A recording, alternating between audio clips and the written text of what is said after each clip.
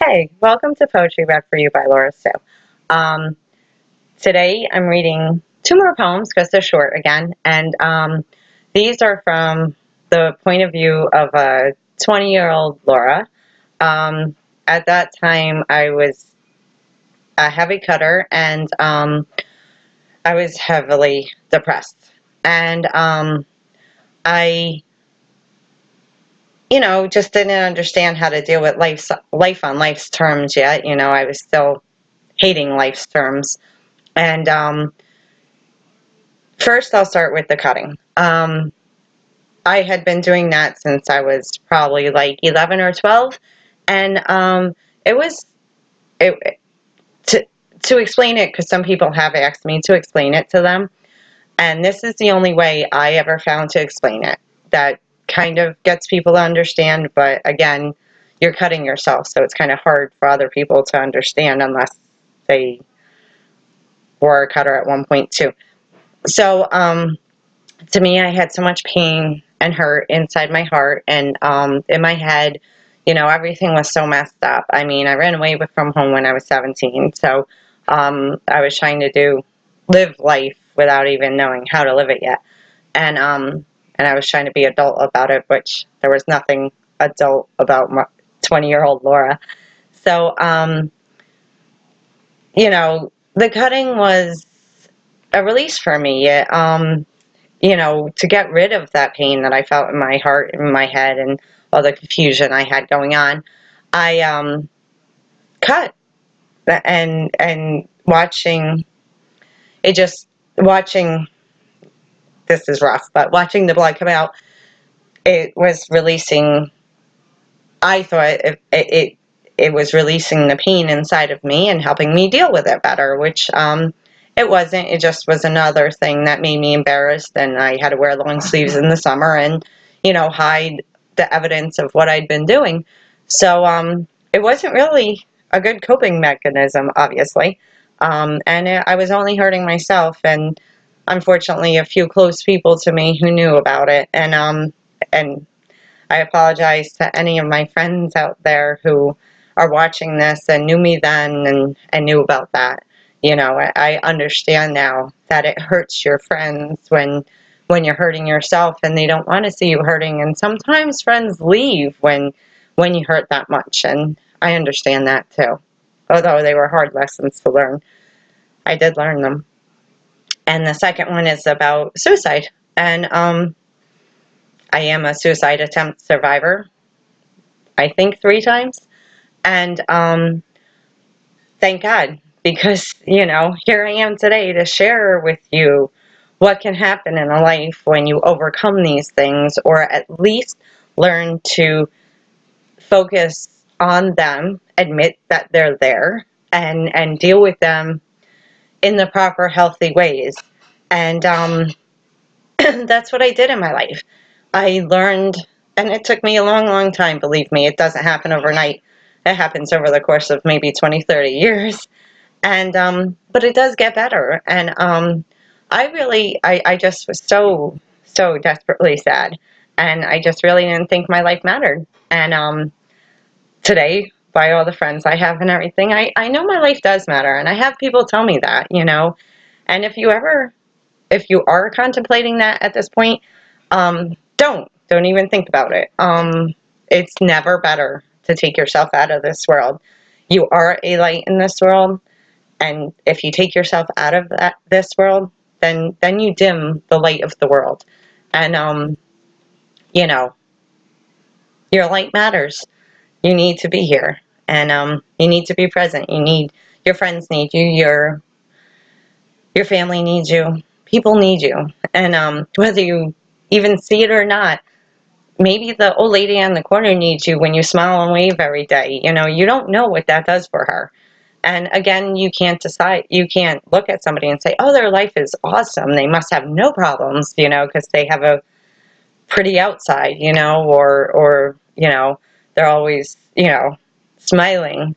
You have no idea what's going on in someone's personal life until if you ever took the time to sit down and talk to somebody, say, hey, it looks like something's going on. You want to talk honest, or you just want to tell me you're fine? And we all know what fine means.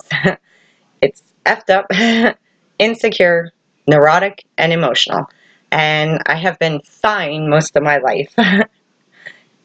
So, yeah, I understand. So, and the purpose of me doing this, reading these raw, honest poetry that I wrote when I was a kid, is to share with you my pain and my hope, that there is a better side to when you're in the depression and feeling suicidal. You might not know that there's a better side to life, but there is. And, I'm living proof that, life does go on even when you want it to die. So, and yes, I can say these things, with a smile on my face, because I know personally what I have been through, and I know what I have overcome, and not one person in this world knows the whole story of my life, in dirty details. I know, and I know how far I've come in my life. And if anything, I want to stand here as a beacon of hope, for anyone else who is suffering. And I know depression is not, it has a stigma attached to it, like, oh my God, she's depressed. Well, you know what? So what? So what if I am? It doesn't mean that, I'm a raving lunatic and, I'm going to go on a killing spree or something. I mean, no, it just means that I have a hard time dealing with things. And sometimes I don't know a good way of dealing with them. So I get sad about it. Today, the sadness comes. I will tell you that. But today I know that I have to force myself to be present in this world. I have to force myself to get up and keep on going. And I do that. I mean, I get up, I go to work, I get up, I go wash the car, I go do things, Not that I want to. I might not even want to get out of my jammies. I might not even want to shower. But I do, because I know that is part of staying present in my own life. And then, in turn, that blesses my friends and my family and everyone who ever cared about me, because here I am still trucking on and doing my thing. So, all right, well, here's the rough stuff from the viewpoint of a 20-year-old Laura Sue. Alone and unafraid. I sit alone. It is a lonely night. I do not want to be here, in this place or in this life. I will not cry. I have no tears. I sit here losing all my fears. The night does not scare me. The pain feels so right as I bleed all alone on this lonely night. And that was written in April of 1993.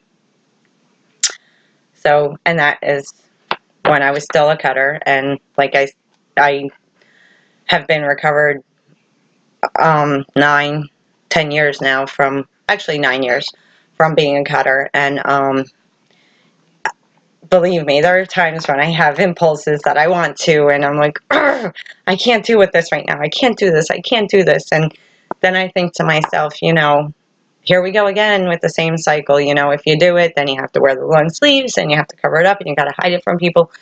And that's even more, brings on even more anxiety. And then you're like, oh my God, why'd I even do that? And it's just, that's what depression is, a vicious cycle of you being like, I want to, and just, you have to stop those urges and not give in to it, Yeah, do I sit there and contemplate for a long time sometimes? Yes, I do.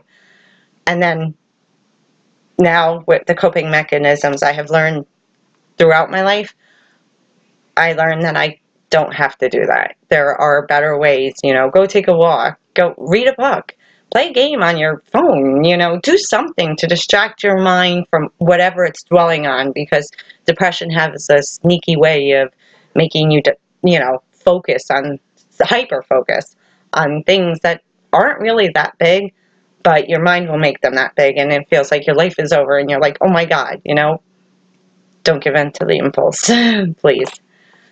So the second one is definitely a suicide poem, and As you can see, none of my attempts were successful. And today I'm very happy for that, because I have a lot of blessings in my life, and I wouldn't change it for the world, because, you know, even though I have rough times, it's not worth losing me over, because you know what?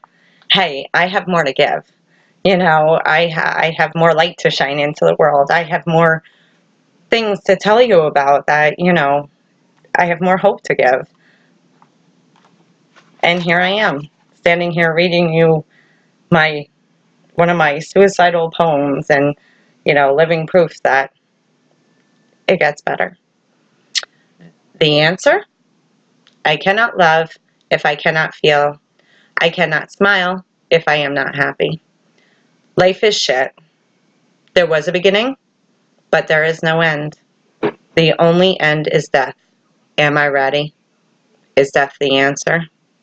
Written in June of 1993. No, death is not the answer. No, you're robbing the world of your light. Death is not the answer. And any of you who are in a place where life is bombarding you and overwhelming you and throwing you in a hole, take all that stuff that it's throwing at you and use it as bricks and climb out of that hole. Because there are so many people in this world who are going to need you at some point. And it could just be simple as the little old lady on the corner that you wave to every day. You just wave out of habit, but you might not know what it does for that little old lady. It might make her day. She might wait for you to wave to her. And you might not know it inside. You might not see it. You might not know what effect you have. But you know what? You do have an effect. Everyone has an effect. You know, tell somebody they have nice shoes or wearing a nice outfit, and, you know, you just go on your way, be like, oh, that was nice, you know, and you don't even realize, but that person might have been suicidal that day, and you gave them a compliment that changed their mind. I mean, you never know. You just don't know. But it's never worth taking yourself out, because you have so much life to live and so much more to be part of. You know, I mean, where you are right now, you might not see it, but let me tell you, living proof, it gets better. And, you know, life's not perfect today. You know, I have a lot of problems. But you know what? I've figured out my way of dealing with them. And life is dealable these days. Very happy. So, I am your beacon of hope, your light in the dark. So, I hope you enjoyed. And as always, much love and many blessings. Thank you.